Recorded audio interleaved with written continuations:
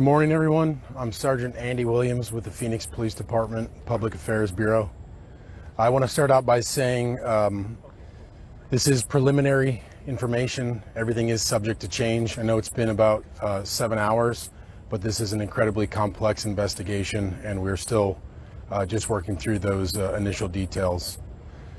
With that being said, the Phoenix Police Department is investigating 2 shootings, one of those being an officer-involved shooting that occurred this morning in the area of 54th Avenue and Elwood Street at about 2:15 a.m. The Phoenix Police Department received a 911 call stating that an adult female had been shot. When the first officer arrived on scene, he approached the home to help. He was actually invited inside by the suspect, an adult male. As he approached the doorway, the suspect ambushed him with a gun and shot him several times. That officer was able to get back and get away to safety. Other officers, backup officers, arrived on scene, and they surrounded the home and began calling out the occupants. An adult male came to the door holding a baby, an infant. He placed that infant on the ground in front of the front door and then walked out towards the officers, where they began detaining him. Other officers also moved in to secure that infant. At that time, the suspect opened fire on the officers again, striking 4 officers and also striking 4 other officers, so 8 in total, 4 directly with gunfire and 4 indirectly with ricochet or shrapnel, bullet shrapnel.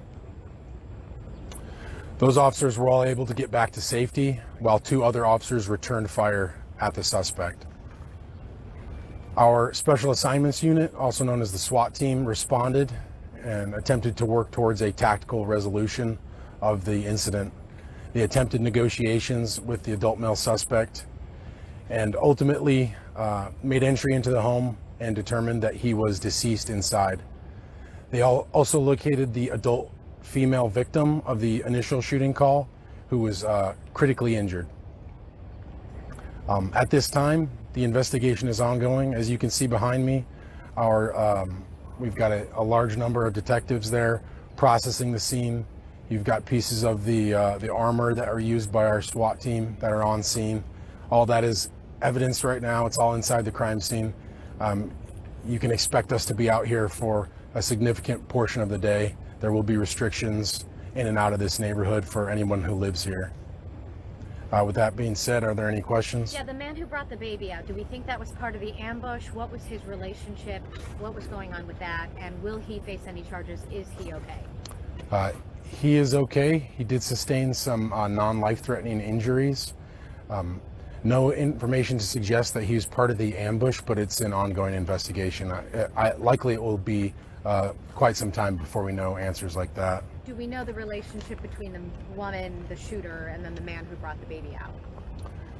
I know the relationship between the suspect that shot the police officers and the woman who was injured inside. They are former boyfriend and girlfriend. They have a child in common. I believe that child that was involved in this incident is their child in common. So does Phoenix Police think that the baby was brought out as a decoy to then ambush the officers, though? We don't have any information to suggest that, but it's very early on in the investigation. After the officer was shot, did he come out and call for backup himself? So specific details like that, still working through. The officer, after he was shot, he was able to get himself to safety as other officers were arriving on scene. The officer was shot inside the residence once he was invited inside? He was invited inside, but he was shot outside of the residence, close to the front door. Did he ever enter the home? Not that I'm aware of. Can you tell us about the injuries on all 8 officers? So we've got that one officer, the first officer who was shot multiple times. We've got, and he was injured the most significantly, non-life-threatening at this time, expected to survive. We've got 4 other officers that were shot, non-life-threatening injuries. We've got another 4 other officers who were struck by ricocheted bullets, bullet shrapnel, minor injuries. And do they believe the man inside, the suspect, died of a self-inflicted wound? That will take some time to determine details like that. Is there to be a motivation that started all this? I can't speculate on motive this early on in the investigation. What about his identity? Um, Did you guys releasing his identity yet? yeah, once all the next of kin notifications have been made, then I'll provide an update later today with identity.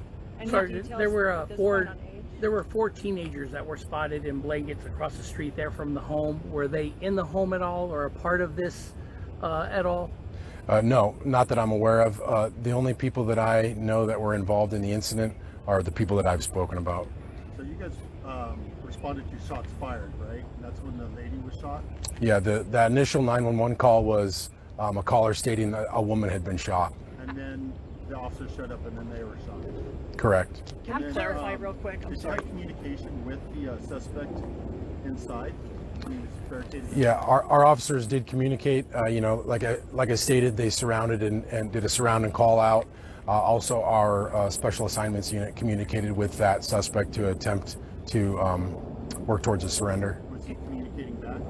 I don't have the specifics on how that communication went, but it was attempted. Can you clarify real quick? The numbers you gave him made it sound like there were 9 officers injured. Can you clarify the Correct. total number injured? Yep. Just to clarify again, 1 initially shot multiple times, 4 officers shot, and then 4 other additional officers injured by ricochet or shrapnel. For a total of 9 officers. For a total of 9 officers The injured. officer who's now in serious condition who sustained the worst of the injuries was that the initial responding officer? Correct. That first arriving officer.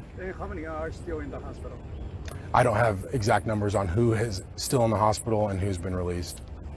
When you say ambush, you said that they invited him in as an ambush cell. We had a shooting yesterday as well up north with an officer. Difficult to deal with this situation. You guys are knocking on a door, answering a 911 call, doing your job, and then this happens where the entire neighborhood then, your officers are down, the entire neighborhood is in danger. I think it just sort of highlights the inherent dangers of policing. Police officers are always walking into tense, uncertain situations, and we're there to help people. We're there to bring safety, and we're there to sometimes arrest people. And we don't always have, actually I'll say we rarely have all the information, or the information that we do have is often not correct. So like I said, it just highlights the uncertainties and the dangers of this job. All the officers who were hit, they stayed on scene until this barricade situation was over. I heard Chief Williams describing this as heroism. Could you talk about that? So the 5 officers who were directly struck with gunfire were transported to the hospital. Some of the officers that were struck by shrapnel or ricochet, they did remain on scene until the conclusion of the barricade, or until they had been relieved. So, they, I guess I'll speak on their behalf. They made a self-assessment and determined that they had been injured, but it wasn't so bad that they couldn't stop, that they needed to stop working, and so they remained there doing their job. Was one of the officers transported by car? Police car? I don't have that information. 9 officers shot in one day. Is that the most officers that we've seen, unfortunately, within the department shot in one day? I'd hate to speculate, but it sounds like I'd be pretty safe to say 9 is going to be the highest number we've ever had injured in one day. In one incident? In one incident. Can you confirm which precincts those officers are from that were injured? Were they all the same We had a multi-precinct response out here, so I don't know which precincts they were. Yeah, we will have those details. It's just not right now. What kind of toll does 9 officers being shot take on the department, especially after you still have one guy still trying to recover from life-threatening injuries? It's hard. I think it just shows the type of person that decides to do this career. It's not for the money. It's not for the accolades. It's a calling. These people choose this profession because something about it speaks to them, and they want to help their community. They want to serve their community, and they realize that there are serious dangers associated with it. But it is hard. It's hard to see our brothers and sisters get hurt, and I know it's hard for the community to see community members hurt. It's not just, we're not the only ones that were injured here today, and we recognize that. How old was What the kind of, infant? training do you guys? Very, very young, small baby. I don't have an Less age. than a year. Okay. The What kind of chief very training, upset this morning. Do you guys do on ambush situations like that? All I can say is we treat every situation with that potential. You know, we hope for the best, but we prepare for the worst. Chief, very upset this morning. To kind of touch on what you were saying, everyone's affected by this. And so, how do you continue to move past and do your job? We don't have a choice. You know, this is what we chose to do for a living. We have a duty to provide a service to the public and to ensure the safety of the public, and that's what we're going to keep doing. We're going to keep coming to work, putting on the uniform and answering calls and serving people. Good. Anyone else? Thank you so much. Thank you. Should we expect further briefings throughout the day? So probably not another briefing, but what I will do is, as I get some of the finer details, which are being hashed out right now, I'll push out another email update.